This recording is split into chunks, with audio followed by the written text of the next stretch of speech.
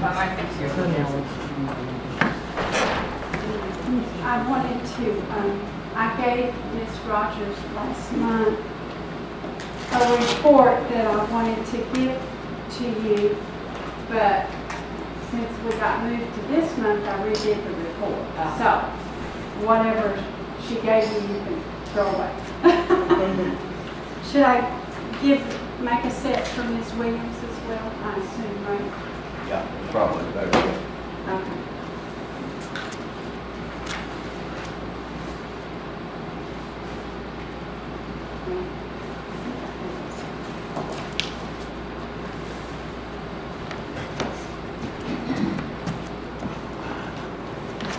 Thank you.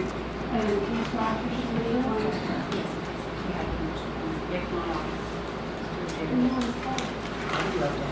I know, I did. What I did. I thought I did.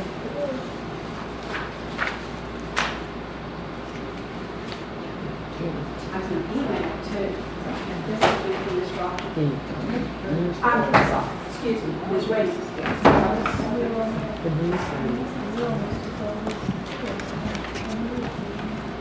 I have given an identical set of this to Mr. Wellens, and because I've been trying to work with him as well.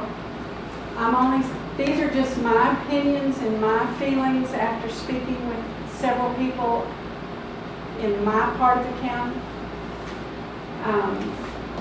I just wanted to go on record so that everyone on the commission would have some input, and then, like I say, I gave an identical set to Mr. Wellings, and I realize the final recommendation for what you do to your floodplain ordinance has to come from him, but at least this way you would have an input from our section. I really do think that there are 5 different areas that need to be addressed on the Doddridge County floodplain ordinance. I think it would be really helpful in the future when an applicant comes into the courthouse to pick up a form if he could have a very simple 2-page document perhaps that would just list all the requirements that are going to be necessary for him to complete his application and submit it to Mr. Wellings or whoever your floodplain administrator happens to be. It would list everything that he would be required to do and the procedural steps that would be gone through. And so what I have given you today is a sample of a 2-page requirement list that would be necessary. The other thing that I thought would be really helpful to the county is if there could be a revision of the application permit form. I'm not even really sure that Doddridge County has an official application form. I've only seen one, and I don't even really have verification that it came from this courthouse. It could very well have been a form from another courthouse or a corporation a standard form that they were using. So I thought it would be helpful if there was an application form that contained a logo head or some sort of a symbol for Doddridge County at the top of the form. There are certain regulations in your ordinance of information that Mr. Wellings needs, but there's no place for it on the current application form. There needs to be, anybody that comes to fill out a form, they need to, I think, attach the floodplain map. We've got numerous floodplains in this county. And so if you're coming in to propose an activity that is in a known floodplain, I think it should be the applicant's responsibility to attach the floodplain map to the application.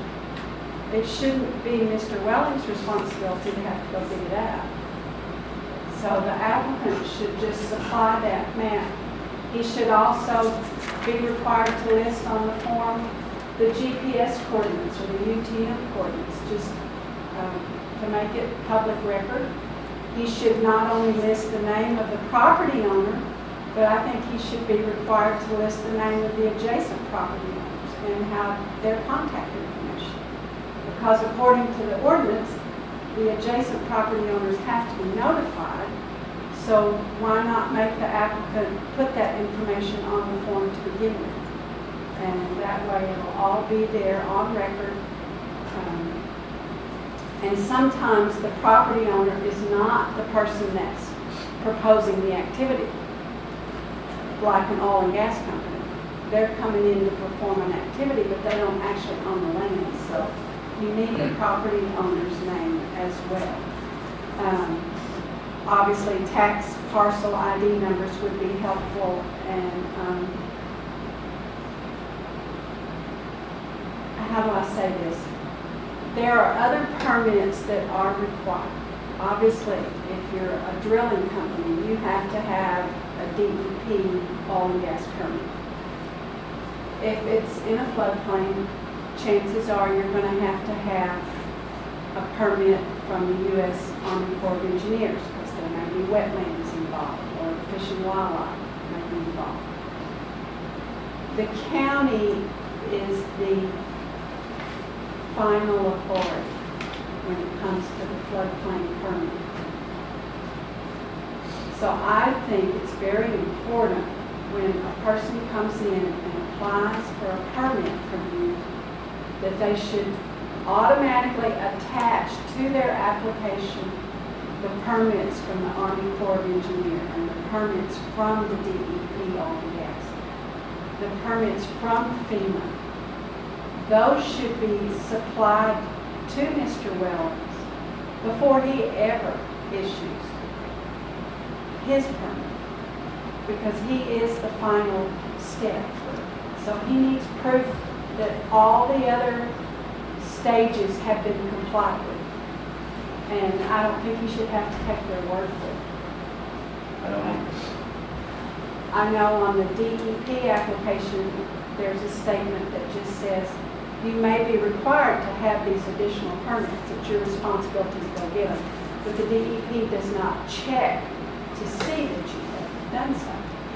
So I think it would be a good move to require on the application form a statement that says you must attach all these other permits for proof. That way, again, Mr. Wellens doesn't have to go try to find it. It would already be there. I know he's going to do a report next month on the fees. I would just like to state that when you're doing an activity outside of the floodplain, I think the fee would be totally different than for the activity that's inside the floodplain. This is a much more sensitive area. It's an area that we're all trying to protect in the county, and anytime you want to do an activity in the floodplain, I think you should understand that the cost is going to be more expensive. I'm sure he's doing a lot of research on the oil and gas drilling in other states, and the fees are quite a bit higher, obviously, and I'm sure he'll have a more detailed report about that next month, but I have given you guys here some basic information on what I have researched. I will say that the current floodplain permit fee or application fee of $25 doesn't seem quite right. I would like to suggest that there be an application fee.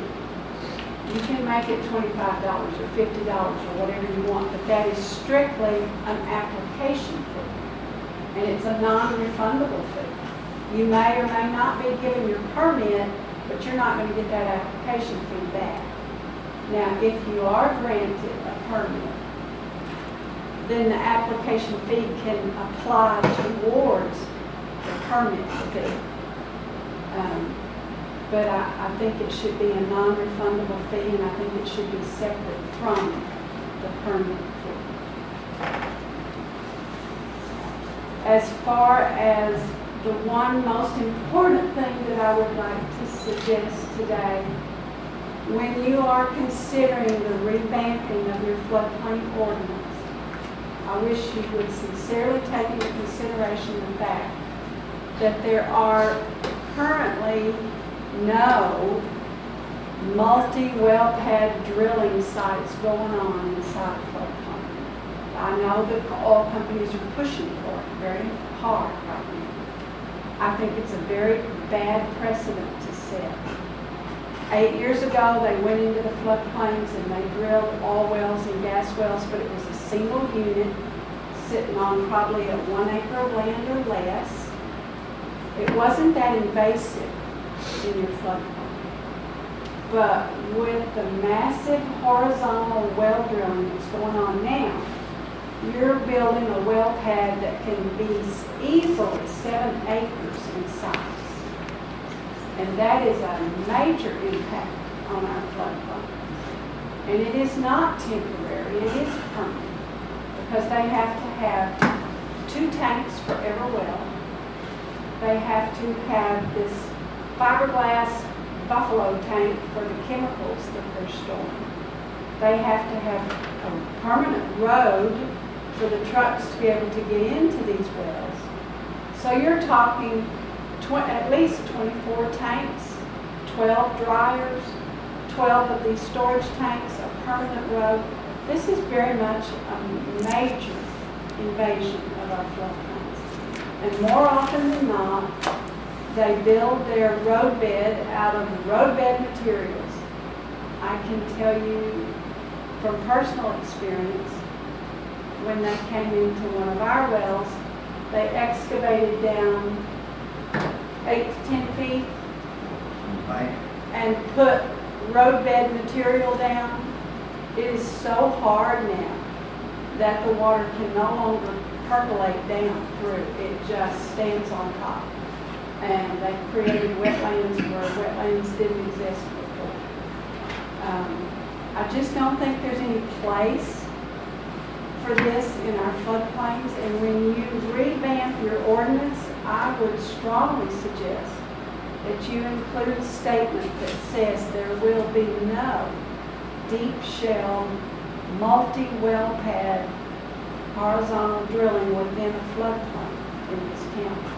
I really do think that's a major important issue. The last thing the next to the last thing that I would like to go on record stating is your penalty fees. Right now, the county ordinance states there's a minimum one-time only $50 fee penalty. It could be $500, but no more than that.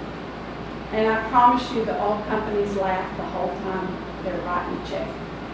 Because a one-time fee doesn't cost them anything, and they can just go on doing what they were doing and ignore it, don't fix it, whatever. So I would like to suggest that you reword the ordinance where it says it is a daily fee.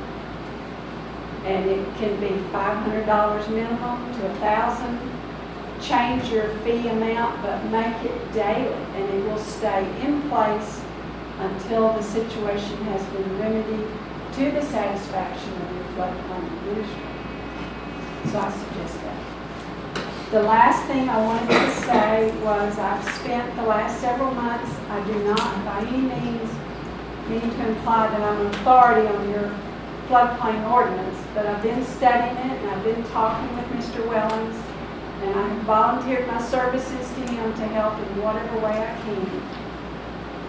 But from the reviews that I have done, it seems that there are 9 pages out of your ordinance that need to be reworded, or just a paragraph on that particular page. But I have found 9 pages, which is what I gave you at the very end of this. The list of the 9 pages, the specific paragraphs where I think something needs to be reworded or rephrased so that it protects the county better. It ensures that the applicant knows exactly what they're responsible for and where they are vulnerable. Mr. Wellings, again, has been given a complete set of this, and he is looking it over. But I wanted you guys to have it so it would be a matter of public record. And again, I volunteer my services to Mr. Wellings and the commission in any way that I can to help, even if it's just to type. I can type. I think that was all I really had to say. I just wanted to make available to you. I don't think I'm just speaking for myself. I have visited with several other landowners, and we just wanted you to know what our feelings were about the property. Thank you. Thank you. Very, very good. Very good. We will take this under consideration. Okay. Very seriously. Thank you. And I think I have enough I can give you a copy. So I'll sit on her and I know, I'll do it. I have enough. I'll sit up here.